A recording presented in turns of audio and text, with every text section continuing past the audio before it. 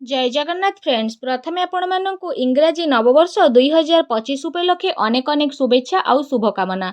वर्षटी आपणक पई शुभ मंगलदायक हेउ। आपणक मनरे थिबा सबु इच्छा पूरण हेउ। ए 2025 वर्षरे परिपूर्ण हेउ। आपण निरोग रुहंतु, सुस्थ रुहंतु एवं प्रत्येकटी क्षेत्र रे आपण विजय लाभ करंतु। तो फ्रेंड्स आज भिडियो कुंभ राशि व्यक्तिविशेषों पई बहुत ही खास रही। आज भिडियो रे आमे जानिबा कुंभ राशि व्यक्तिविशेषों पई ए 2025 वर्षटी किपरि रहिबो। आपणकर ग्रह आपणकर साथ देबो कि नाही, आपणकर क्यारियर आपण आगकू बढ़िबे कि नाही, आपणकर चाकरी क्षेत्र बा उच्च शिक्षा कर्म क्षेत्र व्यवसाय प्रेम संपर्क विद्यार्थी एवं पारिवारिक जीवन दाम्पत्य जीवन गृहस्थ जीवन किपरि रहिबो। तो फ्रेंड्स ए वीडियो माध्यम रे समस्त विषय आज आम आलोचना करिबा।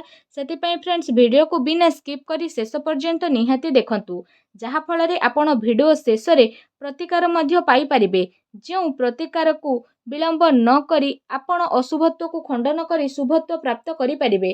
तो फ्रेंड्स चलंतु राशिफल आरंभ करिबा। तो प्रथमे जानिबा कुंभ राशि व्यक्ति विशेषंकर व्यक्तित्व विषय रे। एमानंकर स्वभाव किपरि होइथाय। कुंभ राशि व्यक्ति विशेष एमाने हेउछंती फ्री माइंड लोक।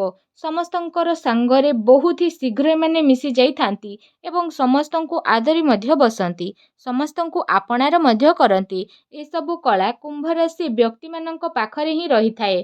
कुंभ राशि व्यक्ति विशेष मनुआ बा मनीष भावर होई थांती।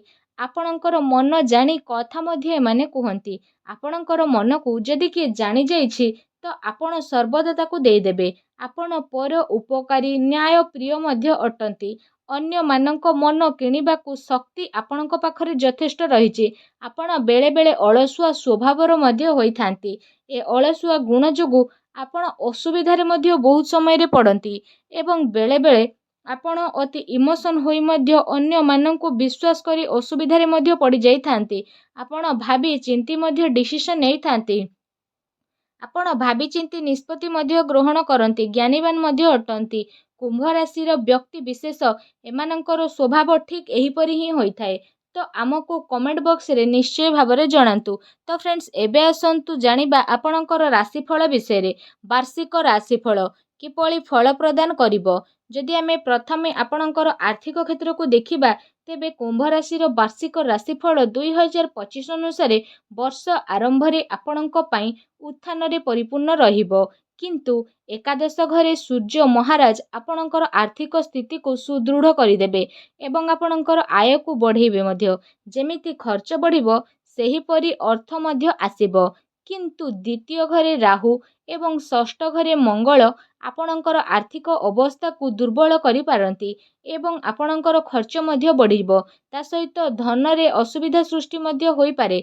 शनि महाराज आपणकर द्वितीय घरे प्रवेश करिवे, जेउथि पई आपण विदेशी उत्स रु टंका पाई मध्य पारिबे एवं दीर्घकालीन विनियोगर मध्य टंका पाइबार संभावना मध्य रहिछि।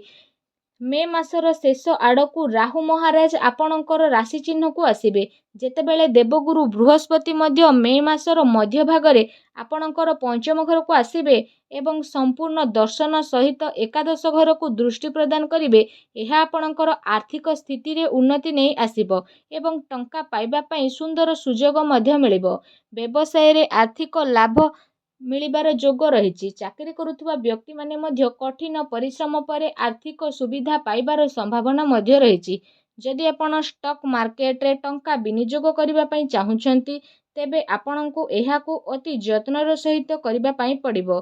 भाबी चिंती इन्वेस्टमेंट करंतु, आपणको पई अति ही शुभ रहिबो। सेहीपरि कुंभ राशि 2025 राशिफल अनुଯାयी ए वर्ष आपणकर क्यारियर पई अत्यंत अनुकूल हेबार संभावना मध्य रहिछि। चाकरी रे काम करुथुबा लोक माने वर्ष आरंभ रे बहुत भल फल पाई परिबे। आपणको कठिन परिश्रम सहित आपण आपणकर विरोधी मानकु मध्य परास्त करि नेबे एवं आपण योजना रे मध्य सफल हेबे। आपण आपणकर कर्म क्षेत्र रे एक भल प्रतिष्ठा करिबारे सक्षम नजर आसिबे, कारण आपण कठिन परिश्रम करिबे एवं आपणकर कठिन परिश्रम आपणको बहुत ही भल फल प्रदान करिवो। वर्ष आरंभ रे सूर्य महाराजंक आशीर्वाद रु आपण उच्च पदस्थ थिले आपणक सह खुशी प्रदान करिवे। सरकारी क्षेत्र रे कार्य करुथुबा लोक माने ବିଶେଷ ସୁବିଧା ପାଇପାରିବେ। ବ୍ୟବସାୟ ଆରମ୍ଭ କରୁଥିବା ଲୋକଙ୍କ ପାଇଁ ବର୍ଷର ଆରମ୍ଭ ଅନୁକୂଳ ଅଟେ। ବ୍ୟବସାୟୀ ମାଧ୍ୟମରେ ଭର ମୁଦ୍ରା ଲାଭ ହୋଇପାରେ। ବ୍ୟବସାୟରେ ଅଗ୍ରଗତି ମଧ୍ୟ ହେବ। ବର୍ଷର ଆରମ୍ଭ ନିଶ୍ଚିତ ଭାବରେ ଟିକେ ମନ୍ଥର ରହିବ, କିନ୍ତୁ ବର୍ଷର ମଧ୍ୟଭାଗ ପରେ ବ୍ୟବସାୟ ବୁଡ଼ିବାର ସମ୍ଭାବନା ରହିବ। କିନ୍ତୁ ଆପଣଙ୍କର ବ୍ୟବସାୟ ସହଭାଗୀଙ୍କ ସହିତ ଆପଣଙ୍କର ସମ୍ପର୍କକୁ ସୁଦୃଢ଼ କରିବା ପାଇଁ ପଡ଼ିବ। ଯେଉଁମାନେ ପାର୍ଟନରସିପରେ କାର୍ଯ୍ୟ କରୁଛନ୍ତି, ତ କେବଳ ସେତେବେଳେ ଆପଣ ବ୍ୟବସାୟ ହାସଲ କରିବାକୁ ସମର୍ଥ ହେବେ। ସଫଳତା ଜୁଲାଇରୁ ନଭେମ୍ବର ସମୟରେ ଆପଣଙ୍କ ପାଇଁ ବିଶେଷ ଗୁରୁତ୍ୱପୂର୍ଣ୍ଣ ରହିବ। ସେହିପରି କୁମ୍ଭ ରାଶିର ଛାତ୍ରଛାତ୍ରୀଙ୍କ ପାଇଁ ଏ ବର୍ଷଟି ଉତ୍ଥାନରେ ପରିପୂର୍ଣ୍ଣ ହେବାକୁ ଯାଉଛି, କିନ୍ତୁ ବର୍ଷର ଦ୍ୱିତୀୟାର୍ଦ୍ଧରେ ଅପେକ୍ଷାକୃତ ଅନୁକୂଳ ରହିବ। ବର୍ଷ ଆରମ୍ଭରେ ଆପଣଙ୍କର କେନ୍ଦ୍ରତା ହ୍ରାସ ମଧ୍ୟ ପାଇବ। ଆପଣଙ୍କୁ ବାରମ୍ବାର ଅଧ୍ୟୟନରେ ଧ୍ୟାନ ଦେବାକୁ ମଧ୍ୟ ପଡ଼ିପାରିବ, ଯେଉଁଥିପାଇଁ ଆପଣ ଅସୁବିଧାରେ ମଧ୍ୟ ସମ୍ମୁଖୀନ ହେବେ ଏବଂ ଆଶା ଅନୁଯାୟୀ ଫଳାଫଳ ନ ପାଇ ନିରାଶ ମଧ୍ୟ ଅନୁଭବ କରିପାରନ୍ତି। କିନ୍ତୁ କୁମ୍ଭ 2025 ରାଶିଫଳ ଅନୁଯାୟୀ ଯେତେବେଳେ ବୃହସ୍ପତି ମହାରାଜ ମେ ମଧ୍ୟଭାଗରେ ଆପଣଙ୍କର ପଞ୍ଚମ ଘରେ ପ୍ରବେଶ କରିବେ ଏବଂ ସେଠାରେ ଆପଣଙ୍କର ନବମ ଘରକୁ ଦୃଷ୍ଟି ଦେବେ, ତ ସେତେବେଳେ ଆପଣଙ୍କ ଶିକ୍ଷାରେ ଆବଶ୍ୟକତା ଅନୁସାରେ ଫଳାଫଳ ପାଇପାରିବେ। ଆପଣ ଭଲ ପ୍ରଦର୍ଶନ କରିବାକୁ ସକ୍ଷମ ମଧ୍ୟ ହେବେ, ଯାହା କେବଳ ଶିକ୍ଷା କ୍ଷେତ୍ରରେ ଭଲ ଫଳାଫଳ ଦେବ ନାହିଁ, ବରଂ ଏଥିରେ ଉଚ୍ଚ ଶିକ୍ଷା ପଢ଼ୁଥିବା ଛାତ୍ରଛାତ୍ରୀମାନଙ୍କ ପାଇଁ ମଧ୍ୟ ଅତ୍ୟନ୍ତ ଅନୁକୂଳ ରହିବ ଏବଂ ସେମାନେ ନିଜ ପସନ୍ଦର ବିଷୟ ଅଧ୍ୟୟନ କରିବାରେ ସୁଯୋଗ ପାଇପାରନ୍ତି ଏବଂ ଆଡମିସନ୍ ମଧ୍ୟ ଆପଣ ପାଇପାରିବେ ସେମାନଙ୍କ ପସନ୍ଦର ସ୍ଥାନରେ। ପ୍ରତିଯୋଗିତାମୂଳକ ପରୀକ୍ଷା ପାଇଁ ପ୍ରସ୍ତୁତ ହେଉଥିବା ଲୋକଙ୍କ ପାଇଁ ମଧ୍ୟ ବର୍ଷର ପ୍ରଥମାର୍ଦ୍ଧୟ ଅତ୍ୟନ୍ତ ଅନୁକୂଳ ରହିବ। ସେହି ସମୟ ମଧ୍ୟରେ ଆପଣଙ୍କୁ ସଫଳତା ପାଇବା ପାଇଁ ଦୃଢ଼ ସମ୍ଭାବନା ମଧ୍ୟ ରହିବ। ଯଦି ଆପଣ ବିଦେଶରେ ଯାଇ ପାଠ ପଢ଼ିବାକୁ ଚାହୁଁଛନ୍ତି, ତେବେ ଆପଣଙ୍କୁ ଏଥିପାଇଁ ଅପେକ୍ଷା କରିବା ପାଇଁ ପଡ଼ିବ। ସେହିପରି କୁମ୍ଭ ରାଶିର 2025 ରାଶିଫଳ ଅନୁଯାୟୀ 2025 ବର୍ଷର ଆରମ୍ଭ ଆପଣଙ୍କୁ ପାରିବାରିକ ଜୀବନ ପାଇଁ ଅନୁକୂଳ ମଧ୍ୟ ଅଟେ। ଚତୁର୍ଥ ଘରେ ବୃହସ୍ପତି ଏବଂ ଦଶମ ଘରେ ବୁଧ ବର୍ଷ ଆରମ୍ଭରେ ଉପସ୍ଥିତ ରହି ପାରିବାରିକ କାର୍ଯ୍ୟକଳାପକୁ ଅନୁକୂଳ କରିଦେବେ। ପରିବାରର ସଦସ୍ୟଙ୍କର ମଧ୍ୟରେ ପାରସ୍ପରିକ ସମ୍ବନ୍ଧ ମଧ୍ୟ ରହିବ। ପରିବାରର ପ୍ରାଚୀନମାନଙ୍କ ପ୍ରତି ସମ୍ମାନ ମଧ୍ୟ ରହିବ। ସାନ ପିଲାଙ୍କ ପ୍ରତି ସ୍ନେହ ମଧ୍ୟ ଆପଣଙ୍କର ରହିବ ଏବଂ ସେମାନଙ୍କର ଯତ୍ନ ମଧ୍ୟ ନେବେ, ଯେଉଁ କାରଣରୁ ପରିବାରର ପରିବେଶ ବହୁତ ଖାସ୍ ରହିବ। ବର୍ଷ ଆରମ୍ଭରେ ଦ୍ୱିତୀୟ ଘରେ ରାହୁ ମହାରାଜ ଉପସ୍ଥିତ ହେତୁ ବେଳେବେଳେ ଉତ୍ଥାନ ପତନ ମଧ୍ୟ ଘଟିବ, କିନ୍ତୁ ଧୀରେ ଧୀରେ ଆପଣ ପରିଚାଳନା ମଧ୍ୟ କରିବେ। ମାର୍ଚ୍ଚ ମାସରେ ଶନି ମହାରାଜ ଦ୍ୱିତୀୟ ଘରେ ଯେହେତୁ ପ୍ରବେଶ କରିବେ, ତ ପାରିବାରିକ କଳହରେ ବୃଦ୍ଧି ଘଟିବ, କାରଣ ସେ ପର୍ଯ୍ୟନ୍ତ ରାହୁ ମହାରାଜ ମଧ୍ୟ ସେଠାରେ ଉପସ୍ଥିତ ରହିବେ। ଏହାପରେ ଧୀରେ ଧୀରେ ରାହୁ ଆପଣଙ୍କର ରାଶି ଚିହ୍ନକୁ ଆସିଯିବେ ଏବଂ ମେ ମାସରେ ପ୍ରାୟ ସମାନ ସମୟରେ ବୃହସ୍ପତି ମଧ୍ୟ ପଞ୍ଚମ ଘରକୁ ଆସିବେ ଏବଂ ଆପଣଙ୍କର ରାଶି ଚିହ୍ନକୁ ଦୃଷ୍ଟି ଦେବେ। ତେବେ ଆପଣ ଭୁଲରୁ ଠିକ୍ ନିଷ୍ପତ୍ତି ନେବା ଟିକେ ସହଜ ମଧ୍ୟ ହୋଇଯିବ। ରାହୁ ମହାରାଜ ସମୟ ସମୟରେ ଆପଣଙ୍କୁ ବିଭ୍ରାନ୍ତ ମଧ୍ୟ କରିବେ, କିନ୍ତୁ ବୃହସ୍ପତି ମହାରାଜ ଆପଣଙ୍କର ଯତ୍ନ ମଧ୍ୟ ନେବେ, ଯେଉଁଥିପାଇଁ ପରିବାରରେ ପ୍ରେମ ଆପଣଙ୍କ ସହିତ ଯୋଡ଼ିକି ରହିବ। ବର୍ଷ ଆରମ୍ଭରେ ଭାଇ ଭଉଣୀଙ୍କ ସହିତ ଆନ୍ତରିକ ସମ୍ପର୍କ ବଜାୟ ରଖିବାକୁ ଧ୍ୟାନ ଦେବାର ଆବଶ୍ୟକତା ରହିବ। ସେହିପରି ବୈବାହିକ ଲୋକଙ୍କ ପାଇଁ ଯଦି ଆମେ ଦେଖିବା, ତ ବର୍ଷର ଆରମ୍ଭ ଆପଣଙ୍କ ପାଇଁ ମଧ୍ୟମ ଧରଣର ରହିବ।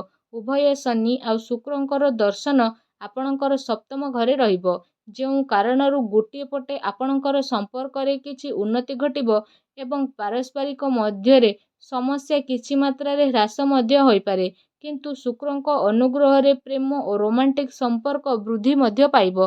ଆପଣ ନିଜର ଜୀବନସାଥୀଙ୍କର ନିକଟତର ଅନୁଭବ କରିବେ ଏବଂ ସେମାନଙ୍କର ନିକଟତର ହେବାକୁ ପସନ୍ଦ ମଧ୍ୟ କରିବେ।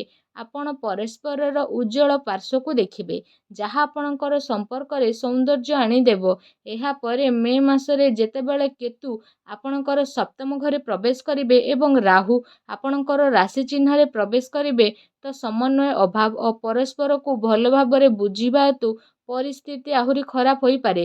ଏପରି ପରିସ୍ଥିତିରେ ଆପଣ ଆପଣଙ୍କ ପରିବାରର ବରିଷ୍ଠ ସଦସ୍ୟଙ୍କ ସହ ପରାମର୍ଶ କରିବା ଉଚିତ ଅଟେ ଏବଂ ଆପଣଙ୍କର ଜୀବନସାଥୀଙ୍କ ସ୍ୱାସ୍ଥ୍ୟ ସହିତ ତାଙ୍କର ଚିନ୍ତାଧାରା, ବୁଝାମଣା ଏବଂ ଭଲ ଖରାପକୁ ଯତ୍ନ ନେବା ମଧ୍ୟ ଉଚିତ।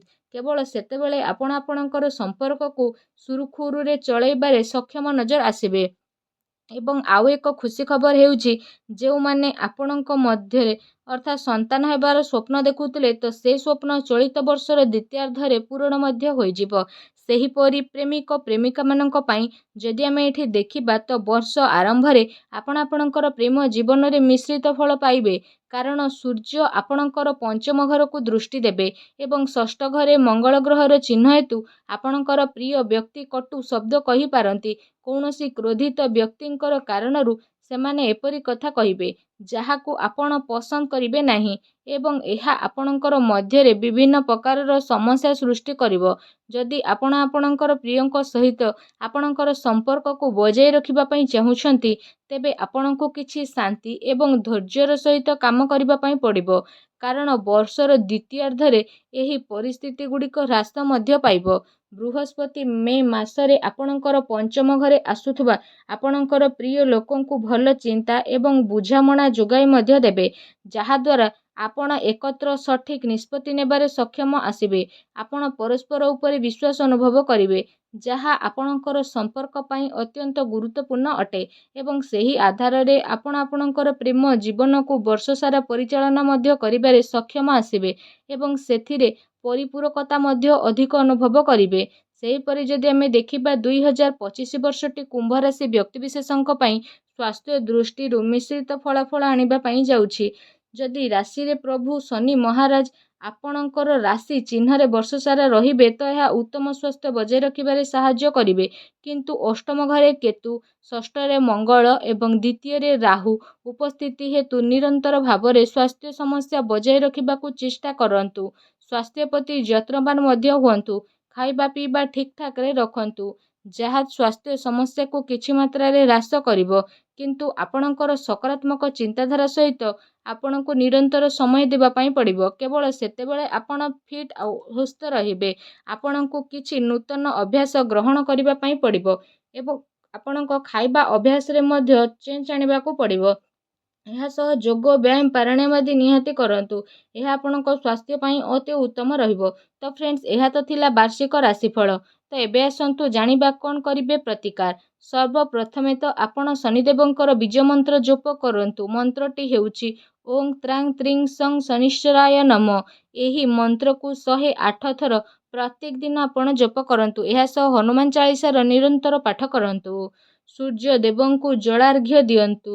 ସମୟ ସମୟରେ ଆପଣଙ୍କର ସକ୍ଷମ ଅନୁସାରେ କୌଣସି ଅଭାବୀ ଲୋକଙ୍କୁ ସାହାଯ୍ୟ ମଧ୍ୟ କରନ୍ତୁ। କିଛି ଖାଇବାକୁ ଦିଅନ୍ତୁ ଏବଂ ପଶୁ ପକ୍ଷୀମାନଙ୍କୁ ସମୟ ସମୟରେ ଆପଣ ଆପଣଙ୍କର ସକ୍ଷମତା ଅନୁସାରେ କିଛି ଦାନା ଖାଇବାକୁ ଦିଅନ୍ତୁ, ଯାହାଦ୍ୱାରା ଶନିଦେବଙ୍କର କୋପ କମ୍ ହୋଇଥାଏ, ଯାହା ଫଳରେ ଶନି 7.5ର କୁପ୍ରଭାବ କମ୍ ମଧ୍ୟ ହୋଇଥାଏ ଏବଂ ଶୁଭଫଳ ମଧ୍ୟ ପ୍ରାପ୍ତ ହୋଇଥାଏ। ତ ଫ୍ରେଣ୍ଡସ୍, ଆପଣଙ୍କ ଭିଡ଼ିଓଟି କେମିତି ଲାଗିଲା ଲାଇକ୍ କରନ୍ତୁ ଏବଂ ଭିଡ଼ିଓକୁ ବହୁମାତ୍ରାରେ ସେୟାର କରନ୍ତୁ। ଆମ ସହ ଯୋଡ଼ି ହେବା ପାଇଁ ଚାହୁଁଥିଲେ ଚ୍ୟାନେଲକୁ ସବସ୍କ୍ରାଇବ୍ ମଧ୍ୟ କରିଦିଅନ୍ତୁ। ତେବେ ଫ୍ରେଣ୍ଡସ୍, ଭିଡ଼ିଓଟି ଦେଖିଥିବାରୁ ଧନ୍ୟବାଦ।